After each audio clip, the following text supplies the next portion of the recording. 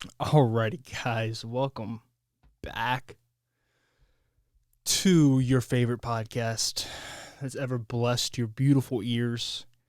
Happy Tuesday, happy Friday, happy Monday, Wednesday, Thursday, Friday.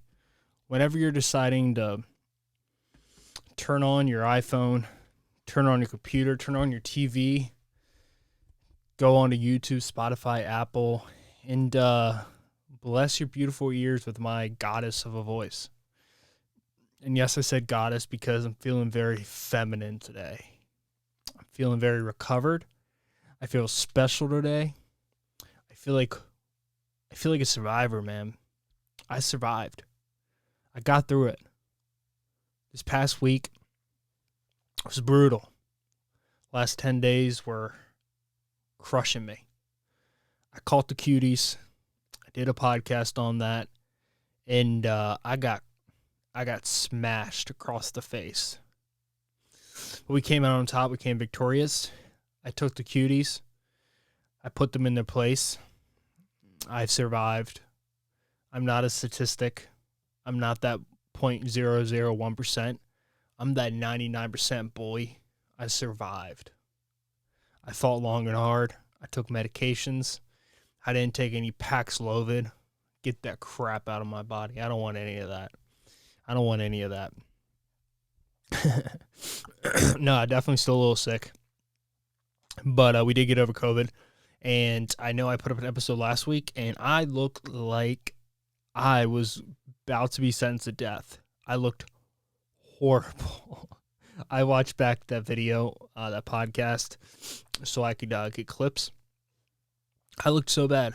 I mean, I had COVID all over my face.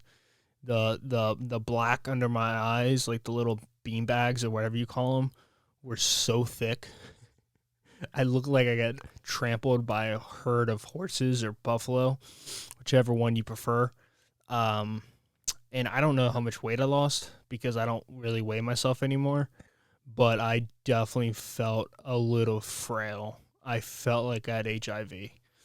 Like I didn't feel so powerful.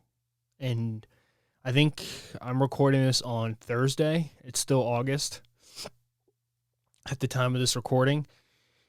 And I think I'm almost fully recovered. I still got the sniffles. I still got the boogers flying out of my face left and right. But the headache is gone. The body feels good again. I feel like I went to the gym today for like the first time in a while, in like about a week. The Crunch Fitness, like the commercial gym, had a good workout. Everything felt good. I felt strong. I felt like I looked better than ever. It's always weird whenever I get sick. You know, I don't want to be sick, obviously, because being sick is not fun. But at the same time, I lose weight. It's almost like putting a tapeworm in your butthole, you know? You just feel powerful at the end. You feel good. It's the number one diet technique. I think if you're someone who's trying to diet out there, like don't do keto, don't do veganism, don't do like low carb, don't do, meat only or one meal a day. The perfect diet for you to guarantee to lose a bunch of weight is go to a place where there's a lot of sick people, a mall, a movie theater, go in there without a mask and just suck in the air everywhere. Take your tongue out, grab it, and just lick the hand railings going up the escalator at the mall and get yourself a flu. And then when you get yourself a flu, you're guaranteed to lose weight. And I'm dead serious.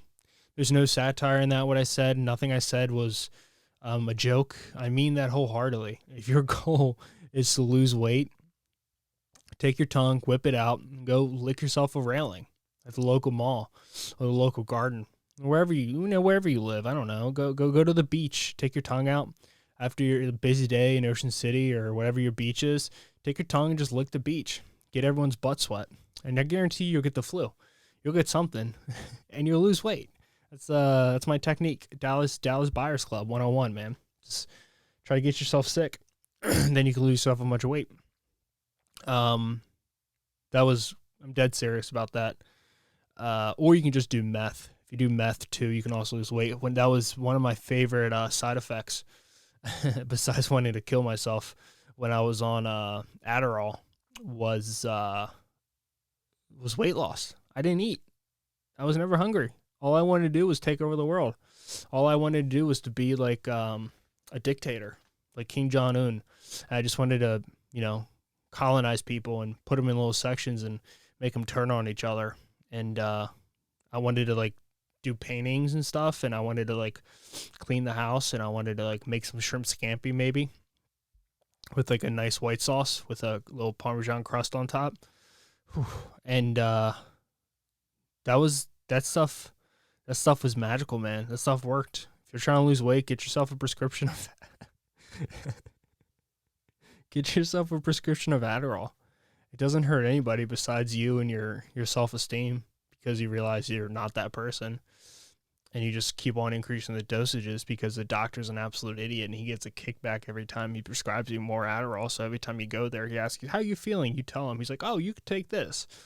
I kid you not, when I went to the doctor for Adderall, he asked me how I was doing. I was like, I'm doing fine. I'm focusing. He's like, well, are you getting all your homework done? I'm like, yeah, I'm getting my homework done. And he was like, well, do you feel like you need more? I was like, I don't really know if I need more. And he was like, well, maybe we could put you on a little bit more if just in case you need it. And I was taking like 15 milligrams of like Adderall XR at the time, or what they call them, amphetamine salts, which is really funny because amphetamines is like the term of like an illegal substance. And if you just put the word salts at the end, you like take away the street vibe to it, and then you can just prescribe it to kids and get them addicted to it, and then they have like raging egos, and then they just have a trail of failed relationships all behind them. But yeah, man, you won't need anything. You'll become skinny, hungry, but you won't even be hungry because your appetite's suppressed. So those are the two ways that I recommend losing weight the most. One, taking your tongue out, licking a railing at a local mall so you can try to get sick. And then if that doesn't work, go ahead and get yourself a prescription of Adderall. It's easy to get. Everybody wants to give it out. It's fun stuff. Don't take it too long because you might want to hang yourself.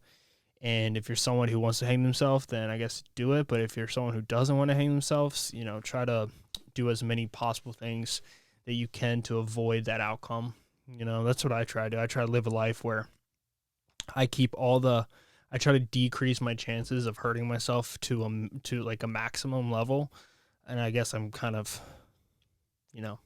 crossing myself on that because I DoorDash, which I drive all day long. By the way, driving all day long is fun. I listen to good music. I listen to electric music. I listen to good podcasts. I've found a lot of an amazing podcast. But the only issue is you see so many crazy people on the road. I was at Panera Bread yesterday, and I was leaving. Someone ordered like a cranberry chicken salad sandwich. By the way, going to Panera Bread is crazy. The food is so expensive there. The employees all look like they want to shoot up someplace. They just don't look happy. And it gives me like Karen vibes. Like I feel like Panera is where all the Karens like collect. And then like they have like little meetings there. And then when they're finished the meeting, they have decided what stores and what local fast food chains outside of Panera Bread they're going to go to and try to shut it down. It's almost like Panera pays them off. Like like the Karens are on the payroll because everyone there has like a short haircut. They're all like got the jeans on or like the little, you know what old white women wear. And all the dudes look angry all the time. They look like they want to like leave their wife, but they can't because she has his balls like held like this. And he can never survive outside of this relationship that he has with her that he doesn't want to be in. It gives me weird vibes. But I was driving along and I was going to go drop off a Subway sandwich or a Panera sandwich because that's where I was. But I have COVID brain, so I'm still not remembering anything exactly the way it was. And I noticed on the way in, like this homeless dude was like sleeping. Like he looked like he was sleeping. He had like his hand over top his forehead and he was laying in the grass. He was either like sleeping or he was like thinking really hard about life or he was dead. And I couldn't really tell which one, but I saw him moving around. So I was like, okay, he's probably just high. Like let him enjoy his time, or he's hungry, who knows what he's doing, but he looks like he's having a good time. But it was like kind of in the middle of everywhere. And I thought it was kind of strange. I was like, I don't know if like if I had a business here, it was right next to Wells Fargo, which is the worst bank in the world, my opinion. I feel like Wells Fargo's always getting hacked. Like they had that thing a couple years ago where they were like taking money out of people's accounts. Like I feel like Wells Fargo's always getting in trouble. We're going to talk about money in this episode. So if that's something you don't want to hear, don't listen to it. But I'm going to give my personal opinions on just a bunch of nonsense that's been happening with our government and why our presidents suck and every single one of them sucks. And I'm just going to trash everybody in this episode. So if you're excited for that and you want me to, and if you get off on just when people are angry and they talk on a podcast like an absolute psychopath like I am, then listen to it. But yeah, this guy looked like he was like singing to his monotheistic god above his head. And then as I was leaving, this like old security guard, probably 72 to 78 years old, not 71, not 79, but like 72 to 78 years old. He's like standing, I actually took a picture of him, but then I deleted it because I was like, if that guy is dead, I don't think I want that picture on my phone. Security guard's like looking over him, just like staring at him for like, I mean, I was there for probably 2 minutes, but he didn't do anything. He was just staring there, looking at him.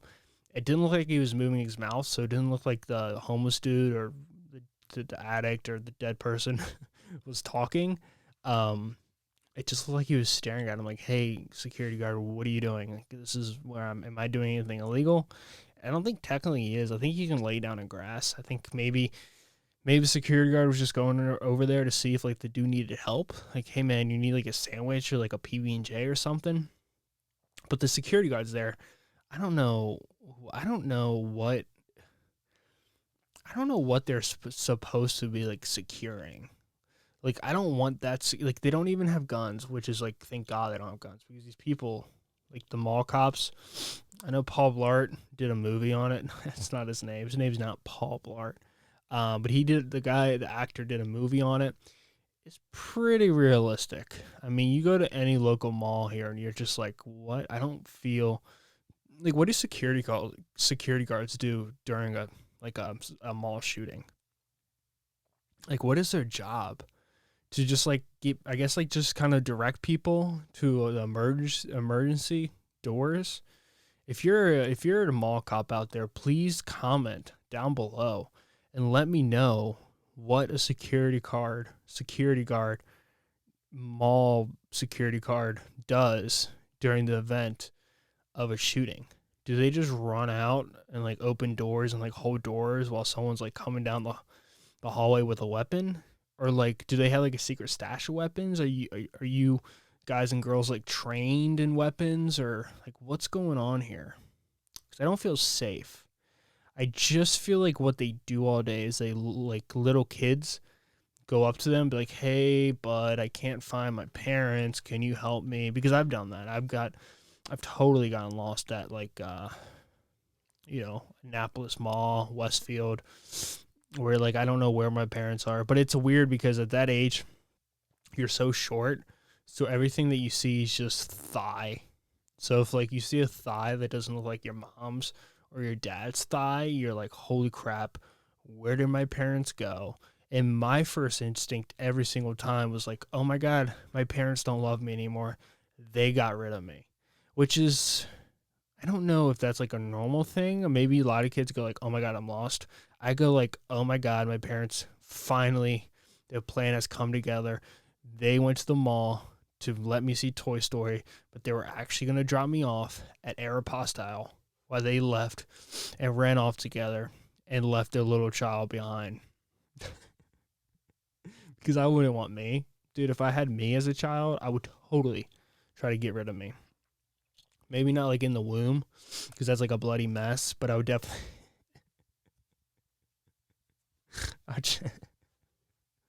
I'm kidding. Shout out to abortions. No, I'm kidding, man. Get yourself aborted if you want to. I mean, I don't care. Whatever. I used to care, like, don't do it after 7 months. Dude, do it after 7 months now. Just rip that little sucker out and punt him like a football. Or her like a football. Or it like a football. I don't know. Who cares anymore, right? You know what I mean? Just freaking take a... Who cares at this point, man? This is where this nation's falling apart anyways. But yeah, I'm feeling better. I feel better. I don't feel as sick. Still a little brain foggy. Hopefully this time next week I can I'm like clicking on all cylinders. Next week will be my birthday podcast. I think I think a podcast is coming out on my birthday. I'm going to be 26 years old with a college degree, and I'm a full-time DoorDasher. So shout out to you, Bill Gates. I'm right up behind you, homie. You listen up here, Mr. Beast. When it comes to success, I'm right on your tail. Listen to me, Jake Paul. I'm right on your tail when it comes to success. I don't see you out there delivering McDonald's sandwiches or Five Guys burgers or Sonic milkshakes to some white trash people. I don't see you doing that, but I am. I'm doing God's work, man. I'm out here slinging fast food sandwiches to people, making their days so much better, making them happy. And I don't do Grubhub. I'm not garbage. I don't do Uber Eats. I'm not garbage. I'm out here doing the Lord's work, slinging burgers in front of people's houses, getting bit by dogs. I got bit by a dog. Yeah, I got attacked by a dog, door dashing. There's a tiny little bastard. It was a short little ugly dog, but it got me. I was whipping up to this house, this mansion of a house. The house was so big. Yo, the rich live everywhere, bro. Even in Roanoke, man. We came here from Annapolis, where there's a lot of money outside of DC because everyone works for the government and has huge stock investments in like some of the biggest murder weapon companies in the world, like Northrop Grumman or Lockheed Martin or what's the one that makes the big jets? Boeing. These companies that make huge missiles to blow up innocent people in the Middle East. But I was rolling up on this house, and it was a young kid. I knew it was a young kid because of the time of the day it was the middle of the week, and it was summertime. And I could just tell, like, no parents were home because they're out there working. That's why they live in the size of a house. And I walk up, and there's a gate. The gate's open. So I open the gate. I walk in. It says, leave it at the front door. And I look at the front door, and I'm like, huh? The door's wide open. Like, that doesn't make sense. I was like, whatever. I'm just going to go ahead and drop the food right there, take a picture of it, and be on my way. As I walk up to put the food down, pop. I look, and I hear, like, little squeakers barking at me. And I look around the corner, and there's, like, 4 or 5 of these little tiny, like, football-sized creatures that are just flying after me. I'm like, oh, God, here we go. Whatever. They're tiny. I'll keep them off of me, and they might come up and, like, let me pet them. But I was, like, walking into the house. So, like, they're still, like, wolves. Like, yeah, they're tiny. They're annoying. But they still have the mind state of, like, I'm a wolf, and I want to attack. I can't do it because I'm the size of his kneecap, but I have the instincts to do that. And as they're coming towards me, I'm like, oh, man, they're not really slowing down. Like, maybe they don't want to pet. Maybe they want to attack me. And they get closer. I'm like, oh, shit. So then I take off running. And as I'm running, the dude. Fucking, goddamn it, 1 second.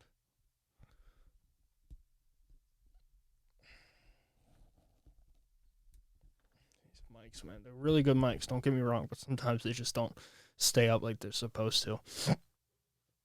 This dumb, like, teenage kid comes out, probably 15, 16 years old, as I'm running away. And I'm literally taking these dogs' faces, I'm throwing them back on the ground. The one little bastard came up and bit my finger and drew blood. Yeah, he was this big, and I could. The thing is, I didn't want to hurt him because they're not my dogs.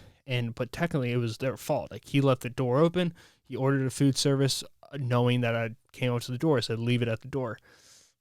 And then I give him the food. I was pissed. I was not happy. He's like, hey, man, are you okay? I was like, yeah, I'm fine. He's like, I didn't know the door was open. I was like, yeah, dude, I don't care. Like, shut up. Because I would have totally, at his age, I would have totally done the same thing. But he's lucky that it was me and it wasn't like somebody else. Like if I was a male Karen, like a Chad or something, it would have been all games off. Or if it was like, I mean, I see some of these Dashers out here that are like so old. Like my heart feels bad for them because I'm younger, right? And like I don't, like I need this money obviously, but I'm not hurting for money, right? But like some of these people out here, you see them, they're like 65, 70, 75 years old. Like, I'm not even kidding you, like 70 years old.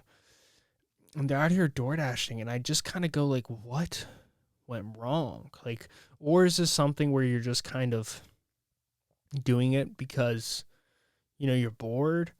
But I mean, it's not a hard job, but it is like, you got to get in your car, get out of your car, walk up a couple flights of steps for some people's apartment buildings. Like, it requires some work. And I just go like, what happened? Like, I don't know. I feel bad. I mean, I shouldn't feel bad because they're doing the same job I'm doing. But I just go like, what went wrong in someone's life? And you just don't know. Like, you could have lost a loved one. You could have had a serious health issue that completely bankrupted you. That's the one thing I don't believe in, like, socialism as a general topic. Obviously, I do believe in socialism up to a point because we have socialistic things in this country. But I see so many homeless people in the street, and I just, some of them are missing legs, both legs. Some of them, and then there's like those who have like serious mental health issues. And you just think, especially the ones that are like missing limbs and stuff, and like a lot of veterans too. You just go like, I don't think one injury should completely bankrupt you for the rest of your life. And I don't think that's a sign of a successful country where if you have to pay for, like, I don't think this decision of, do I pay for a medical procedure or do I not pay my mortgage for 6 months? I don't think that should be like in a country that's as advanced that is as advanced as ours, the United States of America. I don't think that should be a reality. And the thing is with the medical industry, and I know it because I know salesmen in the pharmaceutical world, and I know salesmen in the world of like medical devices, and I know doctors. They make so much money. And I'm not saying they shouldn't make that much money. They put in a lot of work. They do a lot of things. But like healthcare companies, they charge so much money for healthcare. It doesn't make sense. I mean, I know they can. I know the system's kind of corrupt like that. But I'm not proposing a solution because I don't have one. But I just feel like if you have to get your leg removed, it shouldn't be a decision of, oh, well, kids, we're not going to be able to live here any longer. Go pack your bags. We're going to go look for a bridge. That just doesn't seem right. That seems unfair. I don't know. I don't know the solution to that. I don't know why it's like that. I mean, I have a feeling I know why it's like that because greed, but it just doesn't seem like homeboy wouldn't be happy. Jesus wouldn't be happy. Jesus would be upset. Jesus would say, do unto others as you would thou do to you.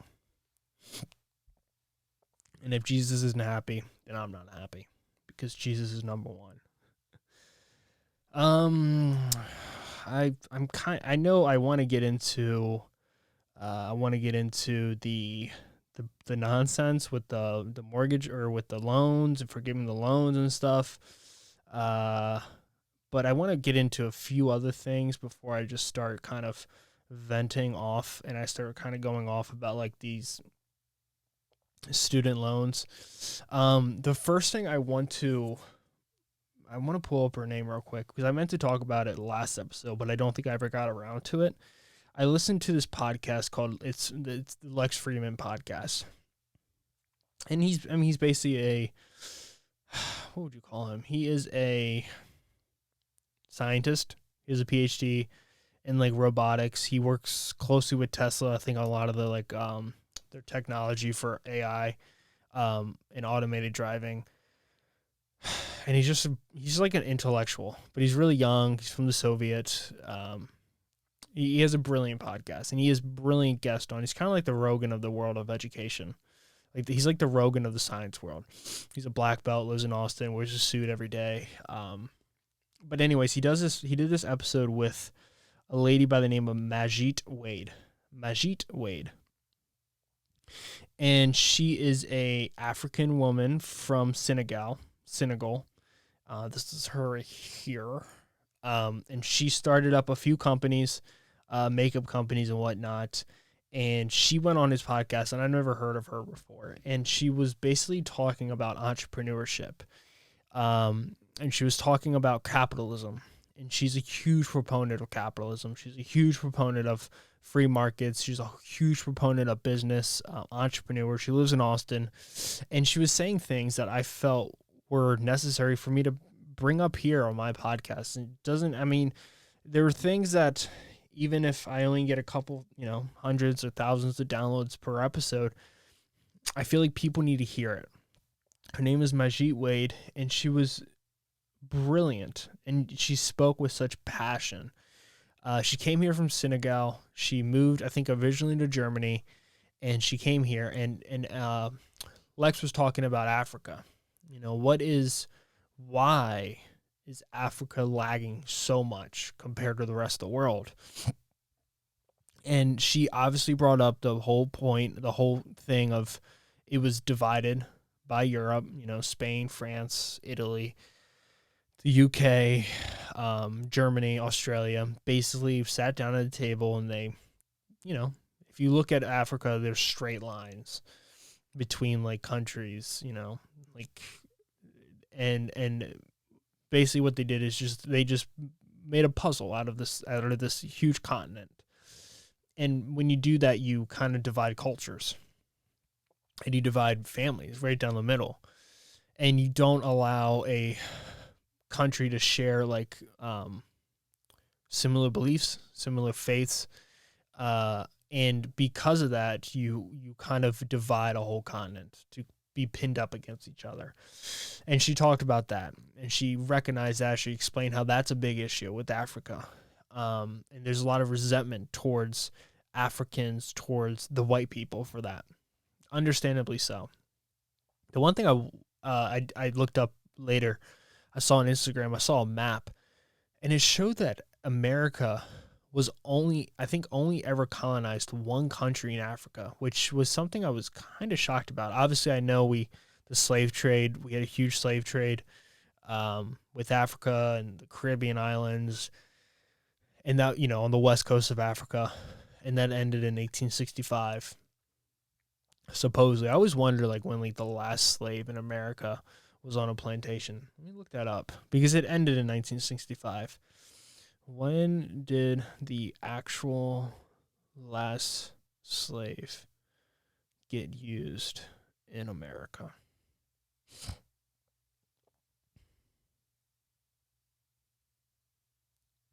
Whoa.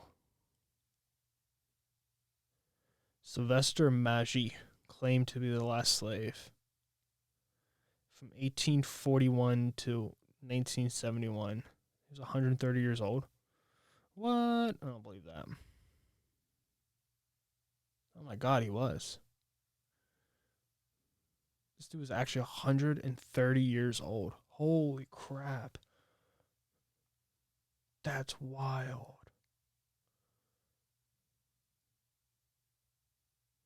But who knows if he lived to be that age, because, he was a slave. They probably didn't give him a birth certificate. Oh my God. That was not a good flip. Sylvester Maggi claimed to be the last former American slave. He received much publicity and was accredited for treatment by the Mississippi Veterans Hospital as a veteran of the American Civil War. If this claim were true, Maggi would not only have been the last surviving American Civil War veteran, but the oldest person to have ever lived. I don't know if he did that. It seems kind of crazy. I believe he was a slave, but in 1841, Magatte claimed to have been born in North Carolina in 1841 to slaves Ephraim and Janet, who were held and worked on the J.J. Shanks plantation. He said that he was purchased at the age of 19, just before the American Civil War by plantation owner Hughie Magatte at a slave market in Enterprise, Mississippi. Hugh Magatte owned the Lone Star Plantation in Covington County, Mississippi. Sylvester adopted the Magatte surname, a common practice among enslaved people at the time. Shortly after, he was sold again to Victor Stein, Rockin County, Mississippi. He claimed in 1863 he ran away from the steam plantation and enlisted in the Union Army, taking part in the assault on Vicksburg, Mississippi. He claimed to have been forced to serve in both the Confederate and Union armies as a servant and laborer. No documentary evidence has been found for this. Alfred P. Andrews, founder of the Jackson Civil War Roundtable and its president-elect for 65 to 1966, helped Magatte be classified as a Civil War veteran, although no service records for him could be found. In March 1966, when Magatte was suffering from a pneumonia, Andrews helped him obtain treatment from the Mississippi Veterans Hospital. On Maggie's reported 124th birthday, the citizens of Collins, Mississippi held a party at a country grocery store, complete with a 5-layer cake and 124 candles. Governor P. Johnson declared it Sylvester Magatte Day. When national news articles reported on Maggie's life and longevity, including Time and Jet magazines, he appeared on Mike Douglas' show and was flown to Philadelphia for another televised appearance. He was proclaimed as the oldest living United States citizen by a life insurance company and received a birthday card from President Lyndon B. Johnson. It was also recognized by Richard M. Nixon. Jet wrote that, according to historians, quote, "It would have been impossible for a person who neither reads nor write to have related the stories of the Civil War in such detail as Magatte without having served in the conflict." Jet quoted a historian who stated that Magatte talked with, quote, "rare intelligence and seldom rambled," in telling of the participation in the Civil War. Magatte had 4 wives, 3 of whom he outlived. He fathered 7 children, the last at the age of 107 years old. That kid definitely has autism. That is some old sperm, bro. 107, just getting fully erected at 107 years old, just busting nuts at 107. What? Okay, this is when it gets a little crazy. His father reported he lived to 123 and his mom to 122. In a 1966 interview, he stated that he had never drunk alcohol, not uttered a swear word, although he smoked cigarettes for 108 years. Cigarettes don't even kill people. That's crazy. In his later years, he made a living selling automated needles and digging graves. In 1966, he divorced his wife, Mary. God damn, this dude's a beast. He looks old, but he doesn't look that old. He doesn't look 125. I mean, he doesn't look like a young chicken either, though. That's crazier. A person who was a living... I mean, they put it on his gravesite and everything. That's crazy. See? He doesn't look that old. Anyways. What are we talking about? Why did we start talking about slaves? But this Magatte girl, she's talking about entrepreneurship, and she said something that was so amazing for me to hear. It kind of just put everything into... It made everything much more clearer for me. She said, entrepreneurship is the act of critiquing creatively. Entrepreneurship is the act of critiquing creatively, which is such an elegant way of explaining entrepreneurship. You know, going to school and being an entrepreneur myself, you always hear, what is entrepreneurship? It's a group of people or a person developing a business, producing products or services with the intention for revenue. for a profit. Then there's obviously nonprofit and stuff like that. And you kind of just take like the elegance out of it, right? Like, okay, make money. We needed something to make money. What service? Lawnmower company. We need to make money. But what are you actually doing? And the way she explained is you're actually taking a problem, and instead of just critiquing it like politicians do, or a lot of people do, they just sit back and they talk about it like I do. You critique it by creating something else. You know, the flip phone. Steve Jobs, the way he saw a problem, the way he decided to go about by fixing the problem was creating something that was better than the current device that was being used. Jeff Bezos saw something. Shipping's expensive. Products are expensive. Shipping takes forever. That was a problem. And he was like, how can we fix this? So instead of just pointing a finger at it saying it's wrong, it shouldn't be that way, it needs to be better, we need to do this and this and this, he actually put on the tools, developed the tools and skills to critique it, but by creating something.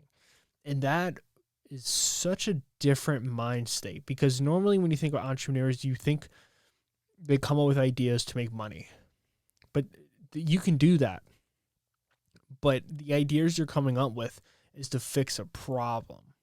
All issues. I mean, I came up with the podcast because I felt like, call me selfish or whatever, I felt like my voice could have an impact on people.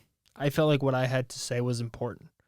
And some people would say what you have to say is not important. And you can read my comments that I get on YouTube or Instagram or TikTok.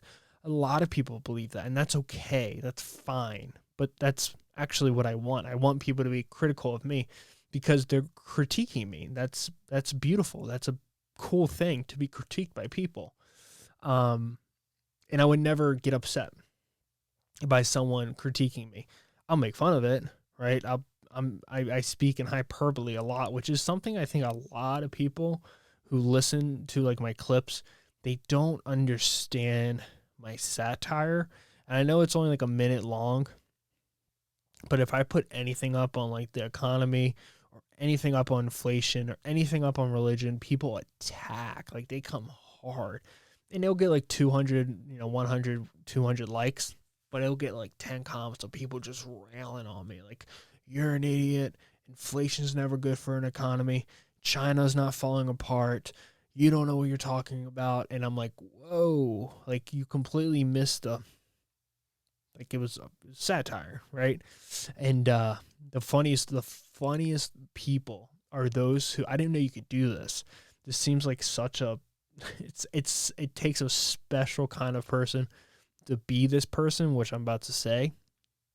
There apparently is a setting for your Instagram, because I've only seen it on Instagram, where you can comment on someone's video or picture, and the creator that you commented the photo on cannot respond to that person.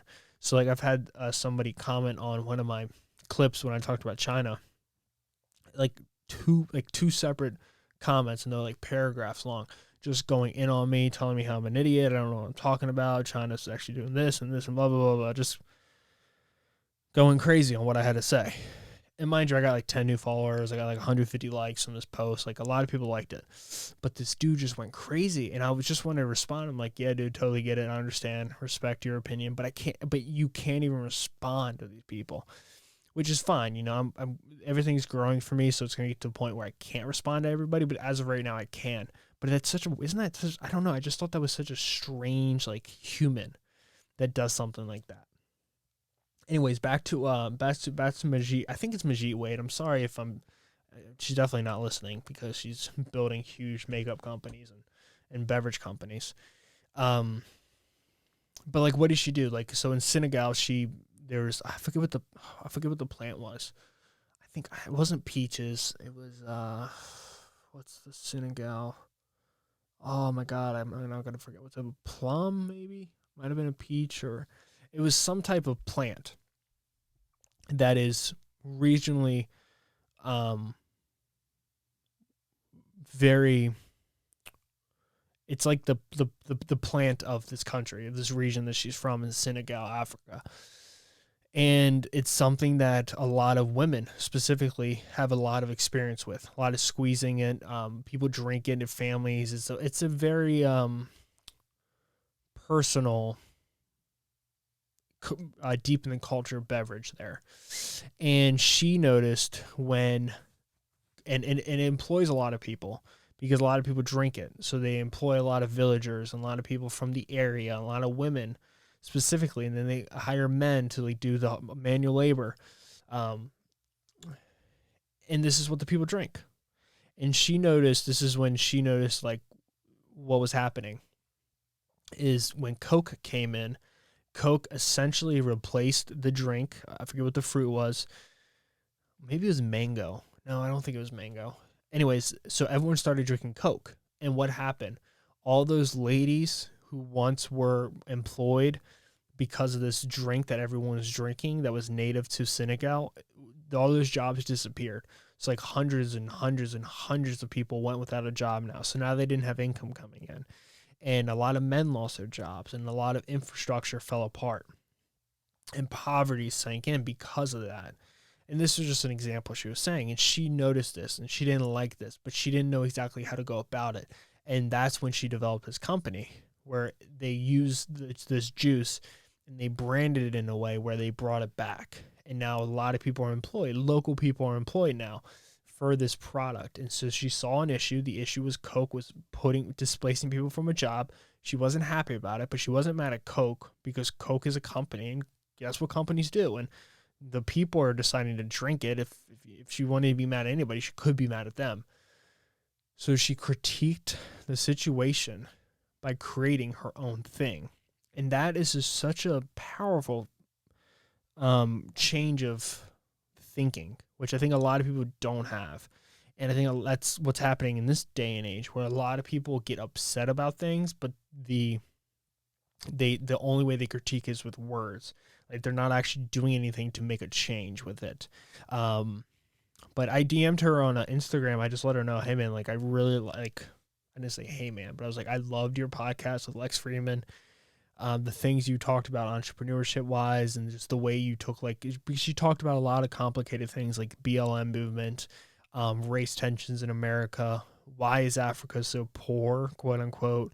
The one thing that she brought up that was super fascinating, because America has this weird view on Africa. We think Africa as like a country, first of all, a lot of Americans think of Africa as a country. It's not a country. It's a continent full of a lot of African countries, obviously. But we've always been brought up in this world where we almost look at that continent as just less than our continent, even though this is where the people, like I'm African, like we're all African. We all came from, that's like the womb of civilization, like that Senegal region of Africa. We're all African, like we're all people from that region, and our skin color changed because as people left. That's neither here or there. That's for a different time. But the Americans have this idea that Africa, we need to constantly help them. And yeah, we do need to help them. But the biggest issue she was talking about is Africa has a real issue because they don't have free markets. She said, we need free markets. Free markets create everything. Any country that has any form of success whatsoever, it's because there's some form of free market. Capitalism, even in countries that are socialist bound, a lot of Canada, the Netherlands, Switzerland, a lot of these countries, Sweden, Denmark, that are very socialist, they get their money from free markets. And then what they do with their money is what defines them as socialist. But she just took things that I've always thought about, and she just broke them down in such a magical way. If you want to listen to the podcast, I think it's like 4 podcasts ago. It's the one before, I forget which one. I think it was like 2 before. 2 before the Jordan Peterson one, which was also really good. But I highly recommend listening to that one. So I'm gonna take a sip of my delicious drink here. Stuff is so good.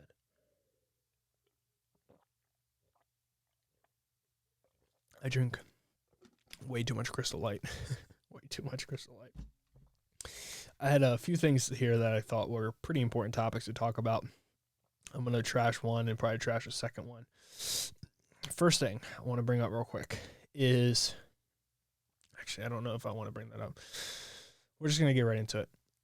So last week, beginning of the week, and it's Friday, it's Thursday as I'm doing this right now, so it's still kind of fresh.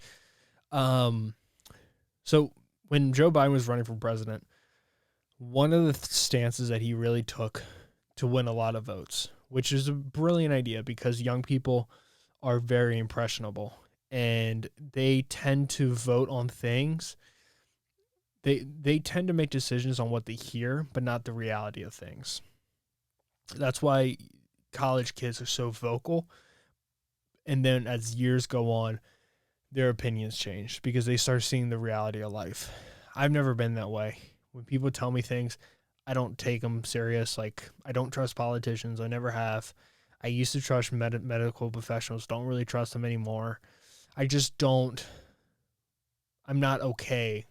I don't walk away going like thumbs up when I hear a politician tell me they're going to forgive student debt, or when they're going to make marijuana legal, or when they're going to make MDMA legal, or they're going to stop wars. And I don't. I understand what you're trying to do. You're a marketeer. You're marketing. And that was one of the things Joe Biden ran on. He said, I'm going to forgive student debt. I've never been a fan of this. I didn't think it was a good idea from the beginning. I don't think it's a good idea now. I don't think.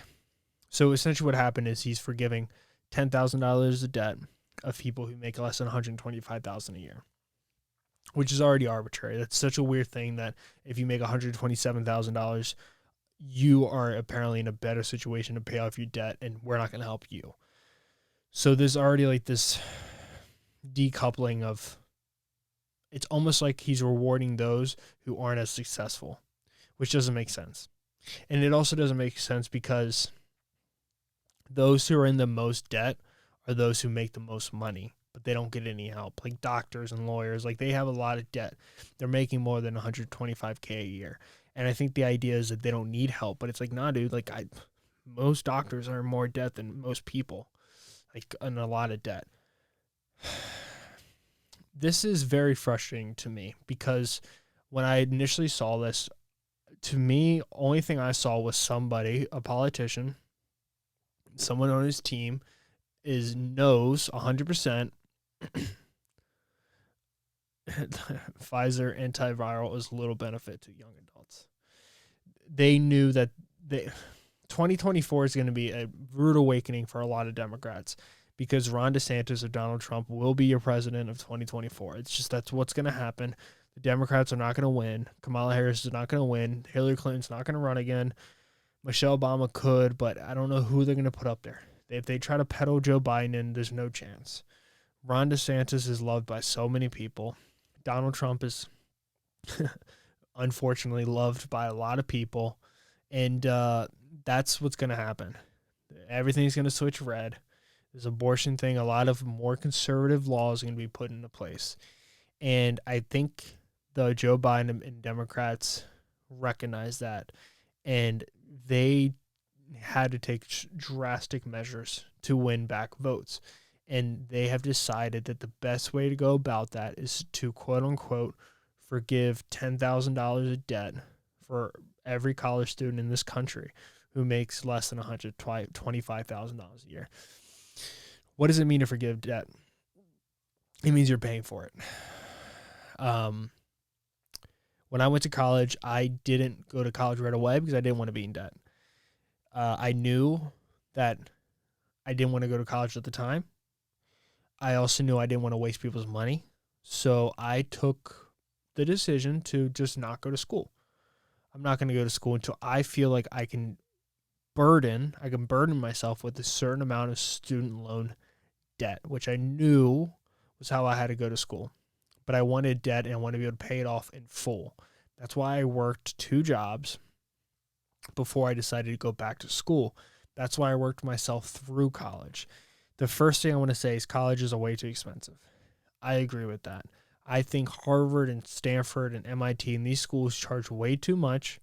I think even level one schools, Virginia Tech, Maryland, schools like that charge way too much. The school that I went to, Towson, charged way too much. You guys are not worth that anymore.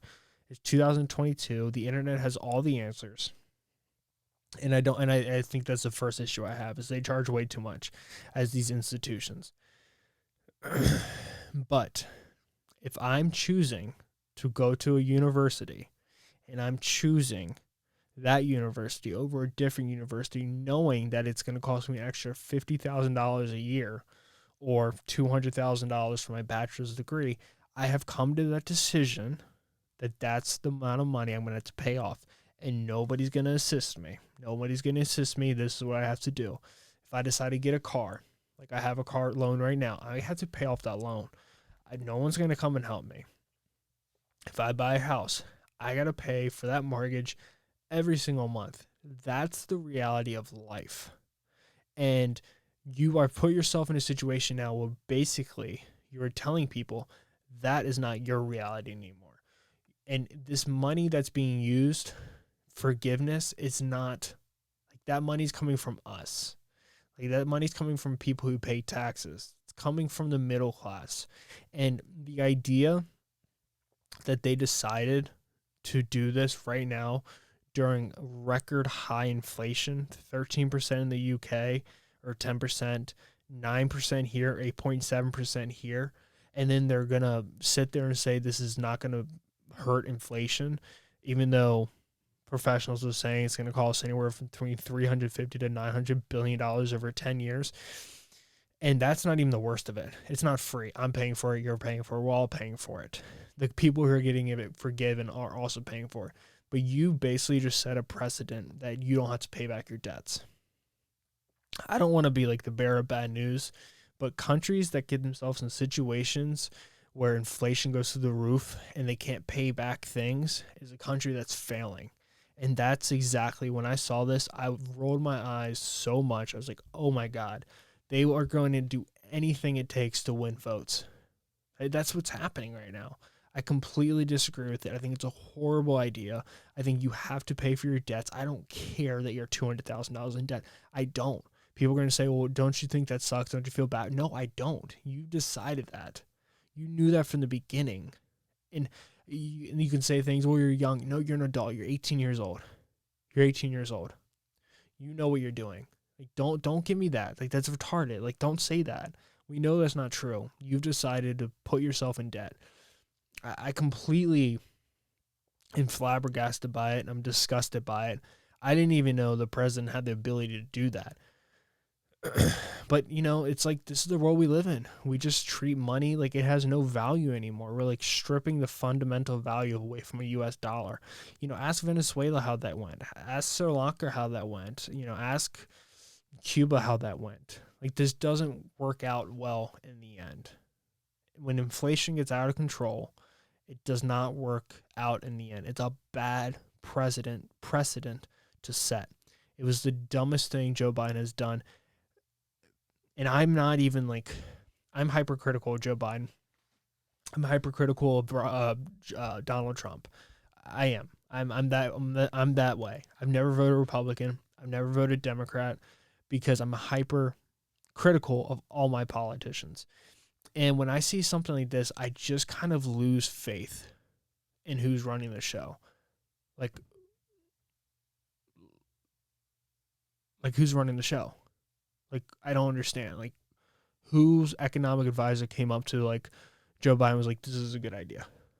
Like, this is what you want to do. You want to forgive all this debt. Nobody's sitting there like, hey, man, how are we going to fund this? Like, who's paying for this? Like nobody asks these questions, or does it just not matter anymore? Or do we just want votes? Like, what are we doing here? And on top of that, outside of the money things, like the stuff that's been going on with the CDC and the stuff that's been going on with like Dr. Fauci. Like, I don't think it's a coincidence that Dr. Fauci steps down right when the CDC is reorganizing. What is the CDC reorganization? Yeah, here you go. This came out. This is from the New York Times. I can't say it because I gotta pay for it. This is from the New York Times. CDC announces major changes after criticism of its response to COVID.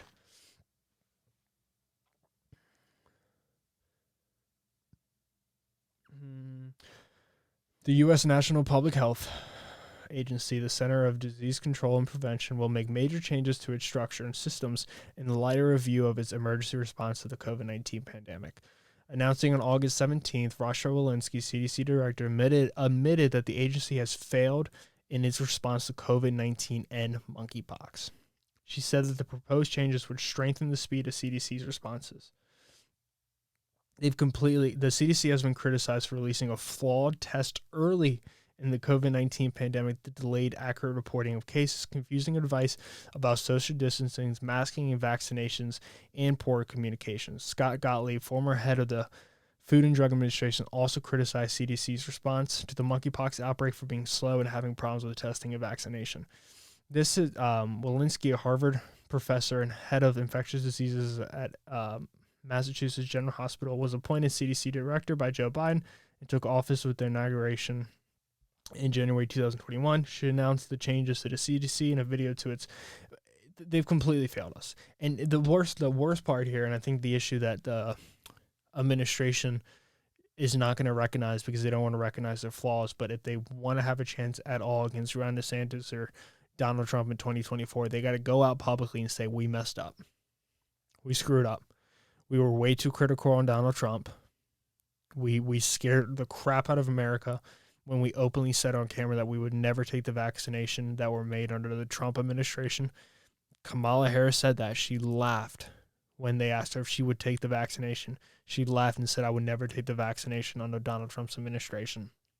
And then 2 months later, after they went out there saying they would take the vaccination, they have to admit that they messed up with the masking. They completely destroyed and ruined families by shutting down businesses. They have to apologize for this. I'm not criticizing it in the sense that, yeah, they only had so much information, but with the information they had, they leapt to decisions way too early. Way too early. When Dr. Fauci openly said at the beginning of the pandemic that you don't need to wear a mask, they don't do anything. If anything, they make people feel safer. And then he followed that up by saying if you get vaccinated, you won't get COVID. Reiterated by news anchors, reiterated by Joe Biden himself, saying that you won't get COVID. And then you got to get boosters. Then we got to boost our kids. And we got to keep our mask on. Just come out, get up there in front of America, put your hand up in the sky, your right hand, say, we messed up. We messed up. We apologize. We recognize our faults. We know that we jumped to conclusions way too quick with the data that we had. Yes, we recognize that we put all of our chips in Moderna and Pfizer. And we understand that you guys have lost a lot of faith in us and your politicians that work for you because we didn't look at all the data. And we shunned people. And we called those who weren't vaccinated grandma killers. Even though nowadays the CDC has come out and said that vaccinated or not vaccinated doesn't matter. They've literally have admitted that if you get COVID and you've been exposed, you don't need to stay inside. It doesn't matter anymore. Just come out in front of the people and say, we messed up. And you can apologize or not. I don't care. Just admit your flaws, because what's happening right now is people recognize this. We're not idiots. American people are not idiots. We recognized when we've been duped, and we have been duped like a mother effer. And that's the reality of the situation. The reality is they're trying to just roll over it and put it behind them. Don't do that. It's a dumb idea. And don't try to win votes by forgiving $10,000 in debt when actually you're hurting people. You're actually going to make inflation worse. This is like, it's like putting a bandage on a broken leg. Like, you're not doing anything. You're doing nothing. And this is not even like, I know a lot of people who are not happy with this. I know a lot of people like in the Democrat Party who are like politicians. I saw something that like a lot of them were not excited about this. Understandably so. I mean, what do I get money back because I paid off all my debts? Do I get a $10,000 check? What about people who work 2 or 3 jobs and they have a family? Do they get money kickbacks? What about people who work really hard right out of college and start making a lot of money? Do they get a free $10,000? Like, how does this get divided up? It's such an arbitrary thing. And you just divided people more, and you just hurt the middle class even more. And oil prices are going back up. It's going to be a rough next 6 months. It's going to be a rough next 6 months. And, like, I don't know. People just don't seem to care anymore. It's like we can just throw money at the issues. Like, it doesn't work that way. Like, I'm a real person. I live in middle of America. Like, I truly do. And the amount of homeless people I've seen have gone up. Like, the people are struggling to pay for their groceries. People are struggling to fill up gas. And we have politicians up there who are saying this is the best economy in the world. You're lying to it. You're open-faced lying to us. We are currently in a recession.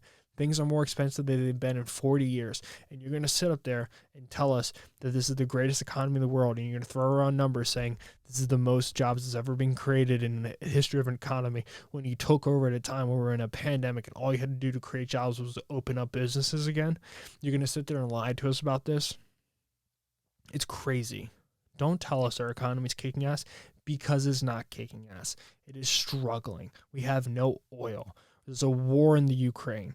Joe Biden bombed Syria last week. Like, don't act like we're living in a rose-colored place, because people in middle of America and the lower class are struggling to pay the bills. And then they get on TV and they have our politicians saying our economy's awesome. You're slapping people across the face, facing them, and then when they turn around, you're slapping the back of their head. You're treating them like crap. Apologize. Just say we messed up. It's been real, guys. I'll catch you guys in episode 272 of the Michael Lapp Show. Peace out. See ya. Be blessed. Have a great day. Watch out for the vid and the cuties. Peace out. See ya.